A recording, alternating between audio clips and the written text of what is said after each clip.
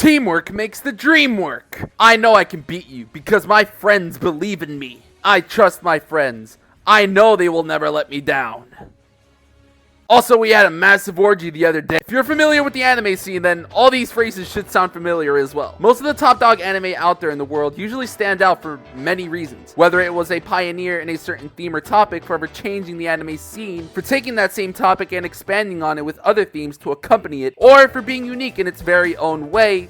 Point is, it doesn't matter what anime you've watched or how different they've been from the rest. We all in this scene have seen at least at one point the very popular theme in one shape or another of teamwork makes the dream work. A very popularly used trope that symbolizes friendship and companionship in the highest of regards. And whatever anime uses this trope often uses a team or a squad to get the message out, which obviously is distributed into groups of individuals and characters, all with defining features and distinct attributes that formalize their personality. Some with good personalities, some bad, some fun, and some boring. Whenever we encounter a situation like this, however, what ends up happening is that in this group of characters, there's usually one, two, or a few of them who are either not good characters or irrelevant characters, or are characters that will grow into obsolescence over time. However, sometimes the heavens shines down upon us from time to time, and the Lord himself personally comes down to give us a whole squad of characters in an anime that are all likable in their own way. Obviously, some will be liked more than others, but altogether, they all are memorable in their own way. And that's how we segue into today's video. The topic of when every character in an anime, squad, or team is memorable or liked. It's a topic that I feel like isn't talked about very often, and I think it should be. Whenever it happens, I feel like it not only makes the anime more lovable, but the things and events in the anime as well. It's something that can really affect your perspective of an anime, or any show for that matter. And to show that, I'll be analyzing this topic with a few examples of some of the anime I've seen, as well as a few anime that don't live up to this hype, in my opinion. So be sure to stay tuned for it, because not only am I going to be analyzing this topic, I'm also going to be making a controversial hot take in this video. Subscribe for controversial hot takes and rage-induced comments in the comment section. But yeah, anyway, let's just hop into it, shall we? Alright, let's get the big one out of the way first. One Piece. As you probably know, One Piece tells the story of a boy named Luffy who sets out to find the legendary treasure known as the One Piece and become the king of the pirates. Along this journey, he makes a lot of friends, many of which become his crewmates. This is the team that he forms, each one with very different goals and aspirations, and it's the team that we're going to be talking about and discussing, as it serves as our first example. One of the reasons why I've been able to support watching over 700 episodes of One Piece is none other than the Straw Hat crew. They made my time watching this big ass show entertaining, which is funny because I literally flamed Nami in my last video for being annoying. But no, like I said in that video, spoiler for that video, by the way, you should definitely check it out. She is a good character that I enjoyed more than I hated, and that is how I feel about every one of the Straw Hats. They are all entertaining to watch and deserve the screen time they get. Even someone like Chopper, who's like the pet of the crew, has my utmost respect. The only real complaint I would have about some of the members is that they don't have enough protagonism throughout the show. Take Nico Robin, one of my favorite characters from One Piece. It makes me sad that she doesn't have much protagonism after Enies Lobby. Her personality and charm are always there, but I feel like when it comes to a fight or in a situation where she has to defend herself, I feel like she gets beaten a little too easily compared to how ruthless she was in Alabasta. I have seen really good moments from her, which make her one of my favorite characters, but I'm still looking for that episode where Robin absolutely shines and blows everyone away. Apart from small details like that though, I don't really have any complaints about this crew, and even if I do have any, they're very minimal. The next anime we're going to cover is Jujutsu Kaisen. Apart from the great storytelling and the sublime fight scenes and animations, Jujutsu Kaisen also blesses us with great characters. As a matter of fact, I can only think of two characters in the entire show that I don't like. The two being Yoshino and Jogo. Everyone else in this show is good, at least from what I've seen and remember. But there are two teams that I primarily want to talk about. Both teams in the Kyoto Sister School Goodwill event. And on the first note, I just want to ask, am I the only one who thinks that the Zenin sisters are some of the best characters in the show? I don't know, it might just be me, but let me know if you think so as well down below. Moving on, I just want to say that everyone in this event really enticed me. Whether they showed more or less, they all caught my eye in some way. It was so much so that I had a lot of trouble figuring out who my favorite character was. Maki and Mai had a really good fight between each other, but then Todo from literally out of nowhere pulls an IQ of 530,000 from his ass. And then on the other side, you get Panda turning into fucking Volibear from League of Legends. And then to top it all off, we have our 3 first years. Yuji, Megumi, and Nobara. The 3 of them, very different, but all of them, a lot of fun to watch. Not just in the event, but throughout the entire anime as well. Especially in the last arc. Don't worry, I won't go into spoilers. All I want to say is, the 3 of them really won me over during that arc. Especially Nobara. The way she handles the end of the season is very well done. Not just when it comes to her battles, but also how she handles her behavior. Okay, now I'll throw out a spoiler warning. I'm sorry.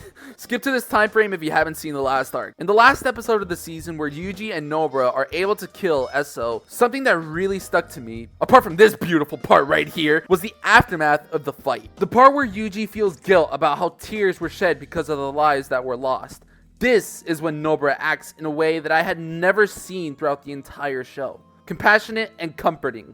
Nobara understands and empathizes with Yuji, trying her best to console her classmate. This is when Nobara solidified herself as my favorite character of the show and one of my favorite characters in all of anime. Now, I promise that this is the last chap I'm going to make at Nami, but trust me, okay? Just bear with me, okay? I'm sorry. Remember my Is Nami a Good Character video about how I said that one day I would like to see a fully fleshed out Nami? Well, let's just say that Nobara is that fully fleshed out Nami that I hoped for. They both have very similar characteristics and qualities.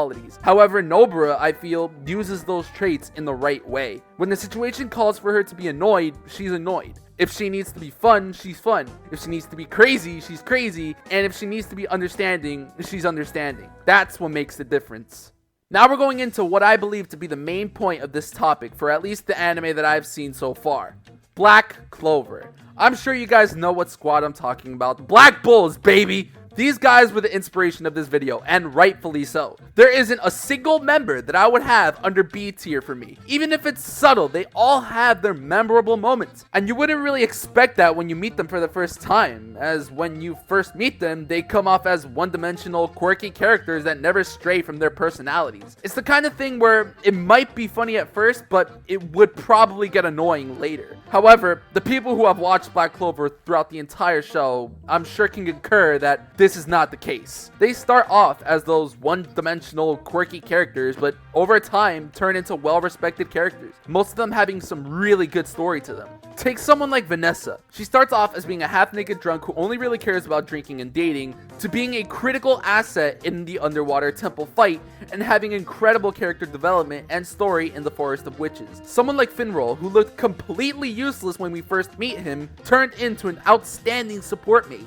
who literally would have been selected for the Royal Knights had it not been for the injuries he sustained during his fight with Longris. Gauche, someone who was completely antisocial and spiteful towards everyone that wasn't his sister, learns to care for his companions and learns to bring other people close to him as well. Even Magna and Gray, who I consider to be the worst 2 of the group, have my utmost respect. All the Black Bulls are fun to watch, and they all have at least one special moment somewhere in the show. And you know what the funny thing is? Luckily, we aren't even talking about anyone else other than the Black Bulls, because if we did, we'd be here longer than Frieza's 5 minutes on Namek. That's how many good characters there are in Black Clover, but I have to restrict myself to the Black Bulls for the sake of the video. I don't even have to talk about characters like Asta, Noelle, Zora, Luck, Sekre, and Yami. Just by saying their names, my point is more than clear. And there are still more characters like Gordon, Charmy, and Henry who are always fun to see on screen. This is something that I can really appreciate, as it's something that stuck with me throughout the entire show, and it's something that really drew me closer to the show altogether. It made the show feel more alive and connected. It made the stakes of the show feel real and suspenseful, and it made my impression of the show a lot more positive. Here we go, the controversial hot take of the video. Please try to at least be gentle before you start fisting me in the comments. Use some lube or something, I don't know, please, just have mercy. Anyway, here we go. My Hero Academia and Dragon Ball both lack in this field by a long shot. I mean, I don't really have to say much about Dragon Ball here. I'm sure we can all agree on that, and if you don't think so, for some reason, just take a moment to remember that the Z Fighters was a thing, and now it's not a thing. I'm more concerned though about the situation that's happening over in My Hero Academia. And we are of course talking about Class 1A. I mean, I could conclude this part of the video by proving my point by just saying one thing, But I want to expand a little further. Okay, first of all, it's not a good thing that out of the 20 students that are in this class, almost half of them can be considered pointless or at the very least uninteresting. As of the making of this video, I'm completely caught up with the anime, and I still don't know most of their names, nor do I have any interest in learning their names because they don't give me a reason to. That's something that, for example, Black Clover doesn't do. No member in the Black Bulls falls into irrelevance. They are given their time to shine at some point in the show. Meanwhile, in UA's Class 1A, many of these students don't even get a chance to get that screen time. But what's sad is that even if they did get that spotlight, I still probably wouldn't care for them because of how uninteresting they are. Now, obviously, anything can happen, and that opinion could easily be reversed. But from the way Season 6 looks like it's going to play out, I think that my point is only going to be reinforced more. Whether you agree with me or not, you can't deny that these characters hold a significantly smaller role than characters like Todoroki, Bakugo, or Kirishima, who are characters that are given that screen time consistently. Which is great, by the way. They deserve that screen time. I love them, and I'm not here to dispute that. But it's undeniable that they get way more opportunities to show what they're made of than these guys. But hey, at the end of the day, there is still a bright side in all of this. This thing doesn't get screen time. There is a god! But yeah, that's about it. That's all I have to say. I'm curious to know what you guys have to say. What do you guys think about this topic? Is it something that you also feel for, or has it never really crossed your mind? Let me know down below, and since you're there, you might as well, like the video and subscribe. It's all free, and it's only a couple of clicks away, so make sure you go ahead and do that. But in any case, thanks for taking the time to watch this video, and, well, I'll catch you in the next video.